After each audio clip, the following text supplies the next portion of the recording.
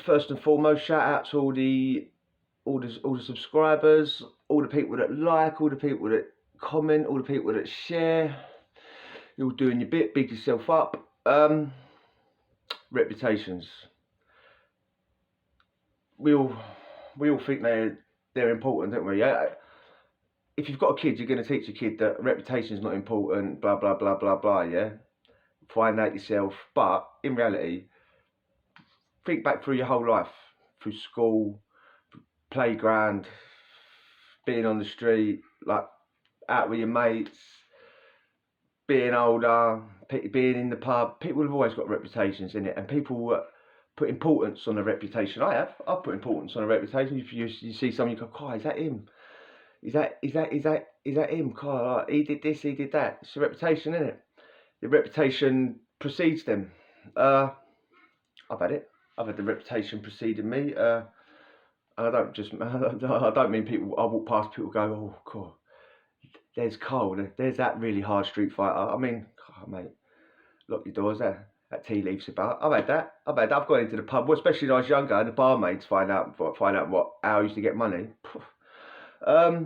Reputation procedure.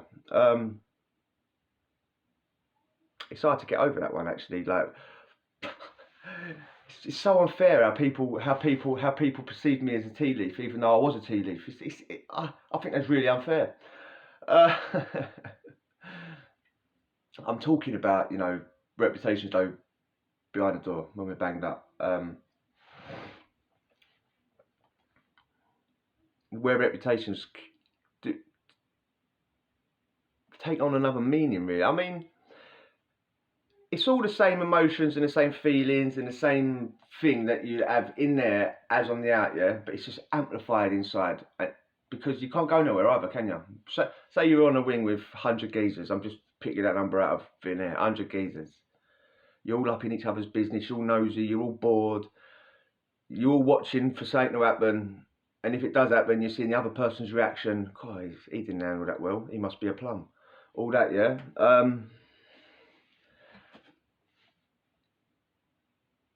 So that's the fit. And when you're in there, people are gonna want to challenge you as well. Yeah, when you're in jail, yeah, people are gonna want to challenge that reputation. Some people are anyway. And sometimes it's hype, isn't it? The reputation procedure, and it's like Chinese whispers, isn't it? Someone's seen something happen, so you've told your mate. Your mate's told someone else, and your mate's added on something. Someone else has told someone else, and they've took something away. Chinese whispers, yeah. So that reputation's blew up. We know how it is. Even without any lies being told, that person's reputation has blew up because a million people have told the story, but in a million different ways. So and then that person's got to live up to their reputation. And how often do they not live up to their reputation?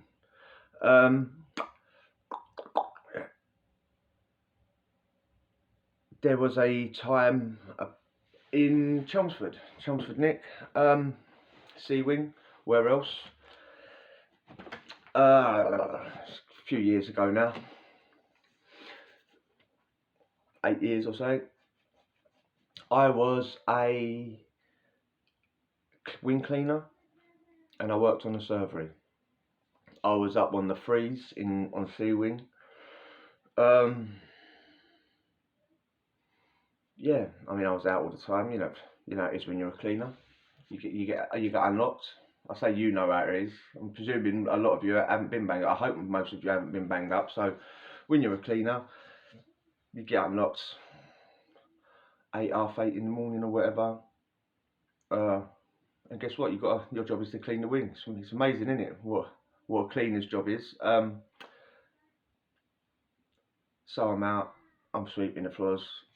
My thing was, I've said this loads of times, I always used to clean it. I can never understand showers on the wings, no matter where you go, just have a state. And the cleaners, I always personally blame the cleaners. Well, it is the cleaner's fault anyway, but I think, well, if you're a twos cleaner and you shower on the twos, why do you want to shower in a dirty shower? If you're a cleaner, at least forget the wing, clean the shower. I don't care about the landing on the outside myself. We'd want to sweep and all that, but the shower, you want to have a clean shower at least.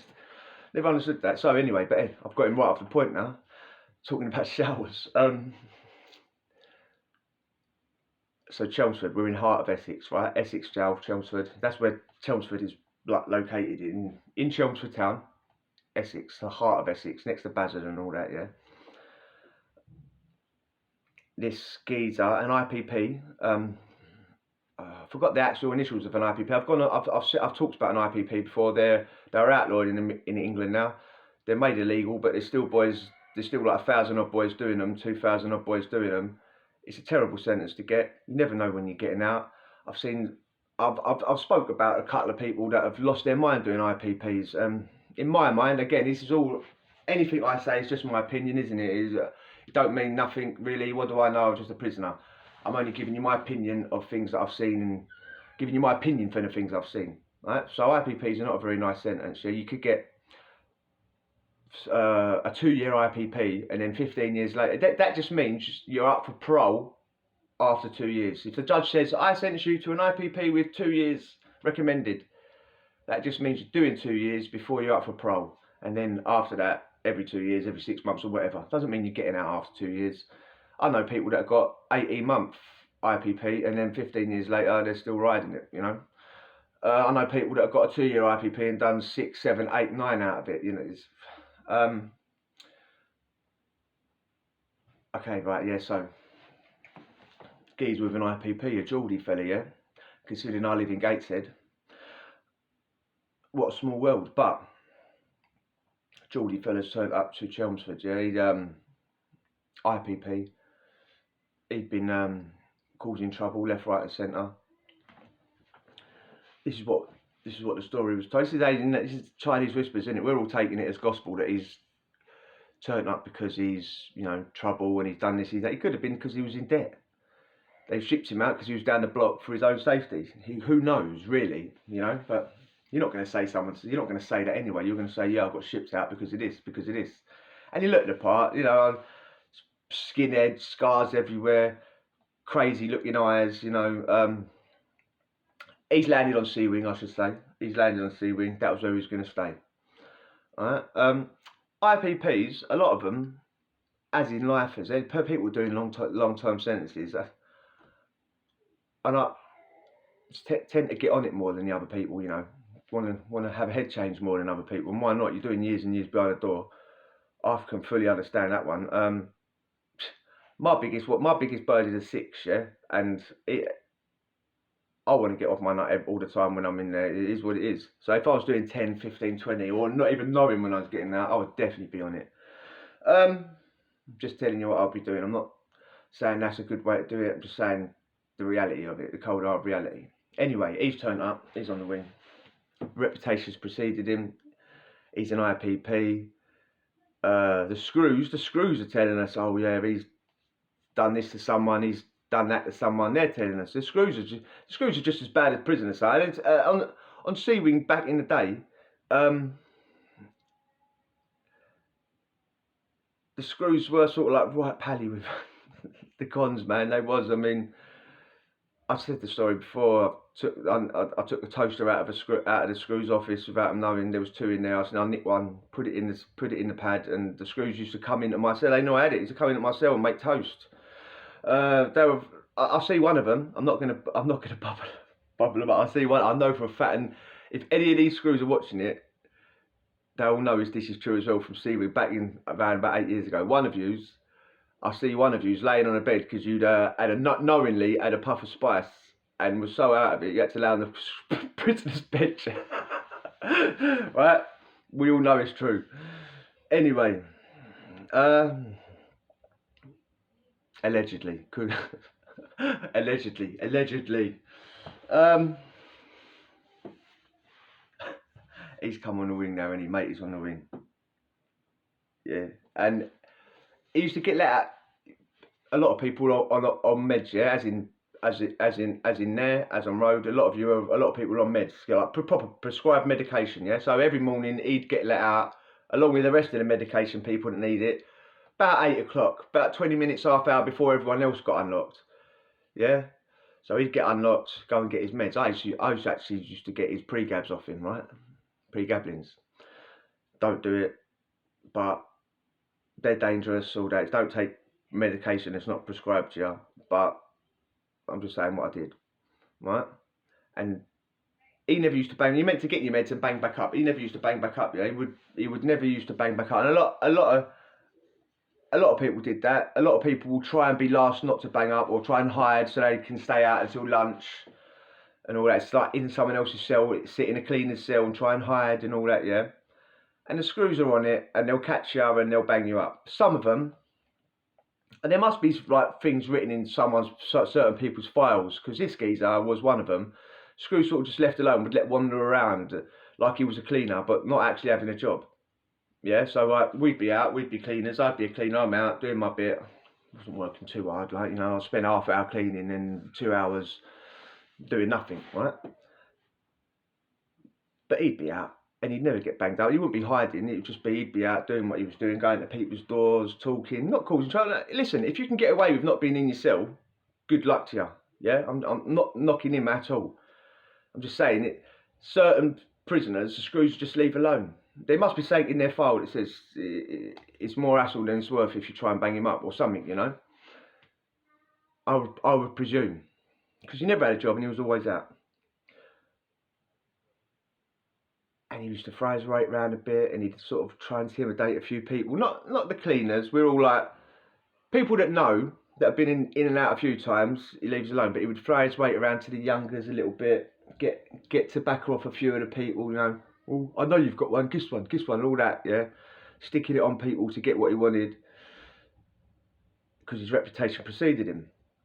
There was a geezer in there from Harlow, yeah, young boy, actually, from Harlow.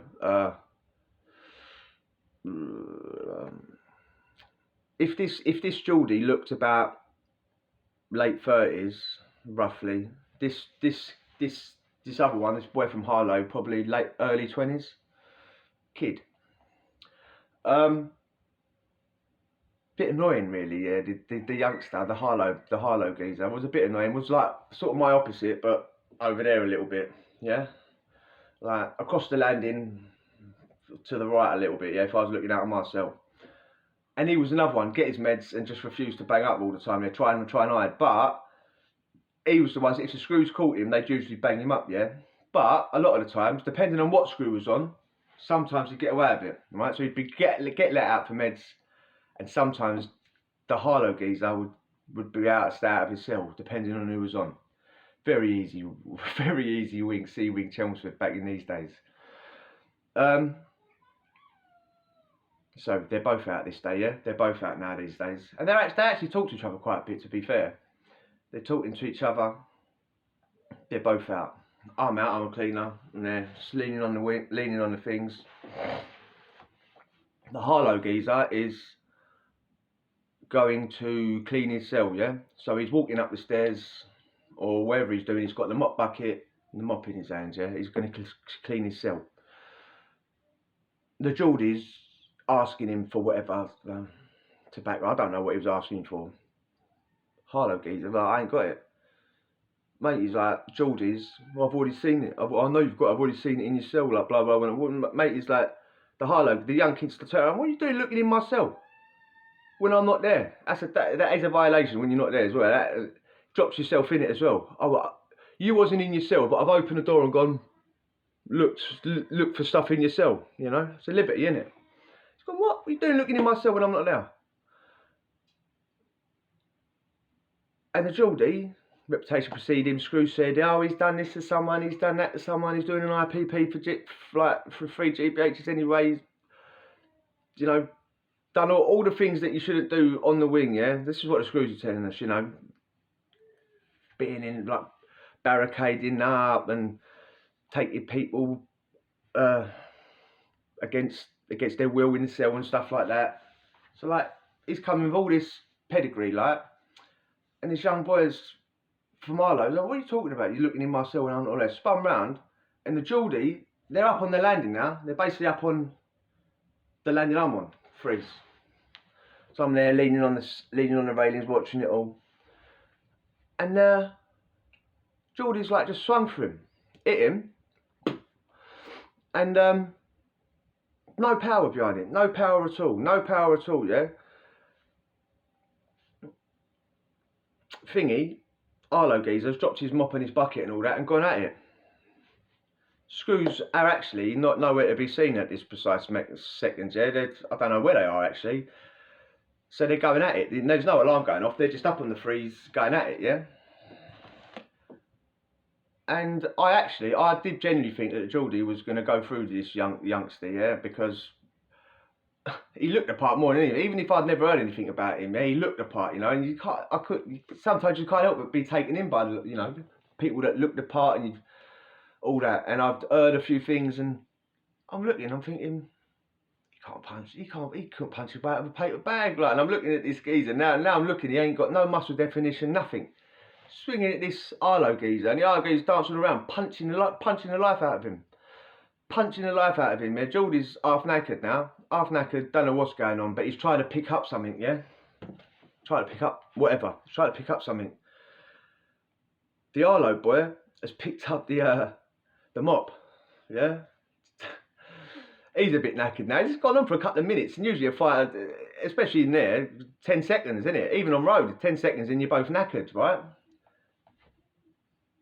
He's picked up the thing. He's a bit knackered now. Geordie's cream cracker. Geordie was cream crackered straight from the off, yeah.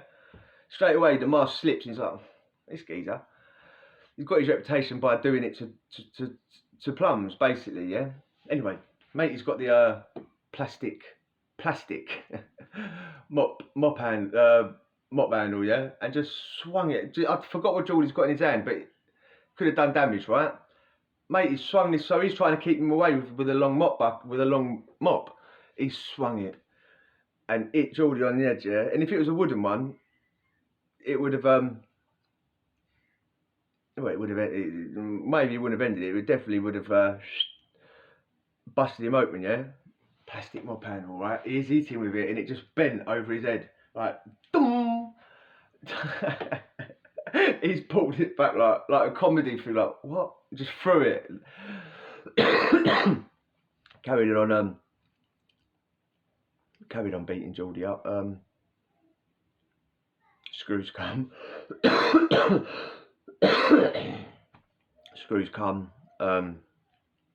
Basically banged them two up in their separate cells.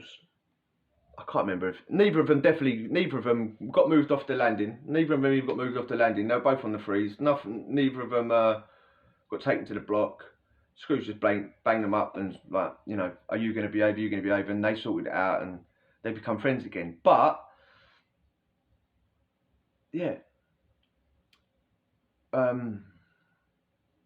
reputation, man. Reputation preceded this Geordie, and he was living off that. He was living off that reputation. I'm presuming he was probably dining off it a little too long until little matey with the plastic mop head